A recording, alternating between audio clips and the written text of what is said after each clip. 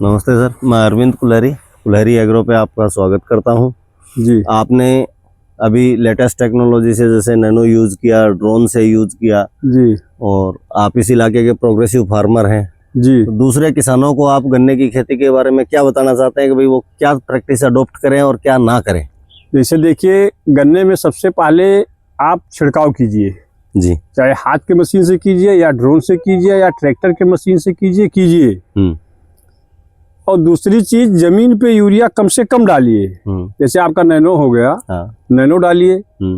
ये आपका 20-20 हो गया, 19-19 हो गया, एनपीके हो गया, 52-34 हो गया। इस सब का छिड़काव करते रहिए, गन्ना देखिए। फिर अच्छा, जमीन पे डालने का क्या बुरा असर है? अब जमीन के अगर आप जमीन पे डालते हैं तो जमीन आपकी बंजर होती जा रही है जितना यूरिया आप डालेंगे।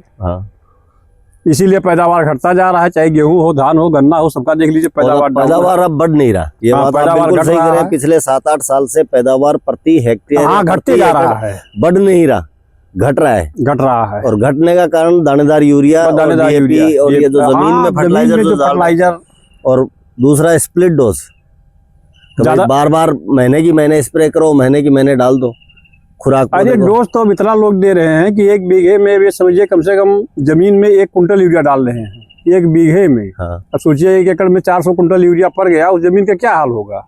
जमीन के तो माइक्रोबियल एक्टिविटी तो खत्म हो ही जाएंगे ना, बैक्टीरिया खत्म हो रहे हैं। बैक्टीरिया होगा तो नाइट्रोजन देगा तो पैदावार आपका डाउन ही होगा। पैदावार तो डाउन होगा ही होगा, उसमें आवश्यकता से ज्यादा फर्टिलाइजर। सबसे जरूरी चीज है, गन्ना हो या कोई भी फसल हो, गहरी जुताई। साल में 1 बार तो गहरी जुताई होनी चाहिए। रनिंग प्लाऊ से, जो मोल्ड प्लाऊ है या डिस्क प्लाऊ से गहरी जुताई 1 बार होना चाहिए। 1 बार होनी चाहिए, नहीं तो फिर वो गन्ना गिरेगा बार बार, जब उसकी रूट्स नीचे नहीं जाएंगे। अब जैसे रूटावेटर चलता है तो वो एक लेवल पे चल रहा है, एक लेबर बना देता है, वो एक लेयर बनाता है, फिर नीचे वाली लेयर में कोई काम ही नहीं हुआ। तो जो फर्टिलाइजर नीचे पहुंच गए न्यूट्रिएंट, वो ऊपर लाने के लिए रनिंग प्लाऊ तो होना ही चाहिए। और आपके हिसाब से क्या होना चाहिए? किसानों को क्या सलाह देना चाहेंगे? अब किसानों को यही सलाह है, सबसे पहले गहरी जुताई कीजिए और ज्यादा से ज्यादा छिड़काव कीजिए। जितने भी फर्टिलाइजर डालने हैं सब छिड़काव कीजिए। सबका डीएपी भी आ गया आपका। एनपीके की सारी ग्रेड अपने आप में है। और हर फसल पे टाइम पे है। जैसे एनपीके ना डालना चाहे, डीएपी भी है। तमाम कंपनी की डीएपी है। डीएपी भी आ रही है। डीएपी तो आई कि एनपीके डीएपी है एक तरह से। डीएपी मानो उसको, भाई पोटास भी उसमें है, नाइट्रोजन भी है, फास्फोरस भी है। 05234 है, वो डीएपी का दूसरा रूप है। 0050 है, वो अलग है। शुरुआत में केवल पोटास है। शुरुआत में बढ़ते वक्त 20-20 का उपयोग करें। उसके बाद में जब बढ़वार 2 या 3 स्प्रे 20-20 क्या कर लें, 2-3 स्प्रे के बाद में गन्ने में, उसके बाद में आप 52-34 ले लें। बाद में शुगर देखिए, सबसे अगर गन्ने का सबसे जरूरी चीज पोटास है। पोटास सबसे जरूरी। पोटास सबसे महंगा है, किसान सबसे कम काम में लेता है, डालता ही नहीं है। बुआई के समय कम से कम प्रति एकड़ 20 किलो पोटास पड़ना चाहिए। बुआई के समय। और उसके बाद अगर आपका बजट हो तो बजट में आप फिर 50-50 का छिड़काव करवाइए। वो तो जब मैच्योरिटी पे है, बाहर के टाइम तो अब ये गन्ना इधर तो आपको छोटा दिखाई पड़ रहा है, अंदर घुसिए। जो ये गन्ना किसानों का रिजेक्ट गन्ना है, 14201 है। अच्छा, किसान इसको पसंद नहीं कर रहे हैं। 14201 मार्च का बुआई गन्ना है ये।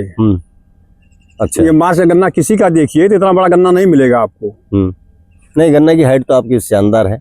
1 महीने लेट भी बोया आपने, फिर भी हाइट अच्छी है। ये फरवरी लास्ट, मतलब ये मार्च 28-29 फरवरी को शुरू किए थे, करीब 1-2 मार्च को इसको मतलब बोके खत्म हुआ था। ये गन्ना ये समझिए 3 एकड़ है। उस तरफ भी है, वहां ड्रोन नहीं गया, तो इसीलिए 2.5 एकड़ में केवल छिड़काव हुआ है। उधर दूसरा गन्ना है, 018 है। हमारे पास इस समय ये समझिए कम से कम 9 एकड़ के करीब गन्ना है। 9 एकड़ गन्ना, 9 एकड़। उत्पादन वाइज आपका सबसे ज्यादा भारी बैठेगा, क्यों? पोटास का यूज करेंगे तो पोटास का यूज करेंगे तो गन्ने का वजन अपने आप बढ़ जाएगा। पोटास का यूज ये समझिए पूरे गांव में, अब हमारे गांव में जितने लोग हैं सबको यही बताते हैं कि धान हो, गेहूं हो, गन्ना हो, सब में पोटास। ये समझिए हमारे धान में 52-34 2 बार स्प्रे हो गया। 052-34 का। तो पहला स्प्रे हम भी यही कह रहे हैं। पहला स्प्रे जब आप करते हैं ना, जब 45 दिन की फसल हो जाए, जब फसल भर जाए, और उसके बाद नैनो के साथ में मिलाते हुए स्प्रे करते हैं। तो पहला स्प्रे करें आप 20-20 से, जब पौधा बढ़ रहा हो तब NPK 19-19 या 20-20, ताकि तीनों चीज उसको बराबर मिले।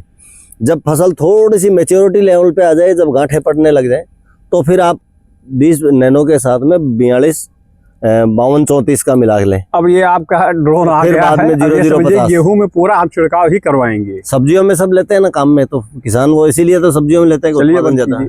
ठीक है सर, थैंक यू।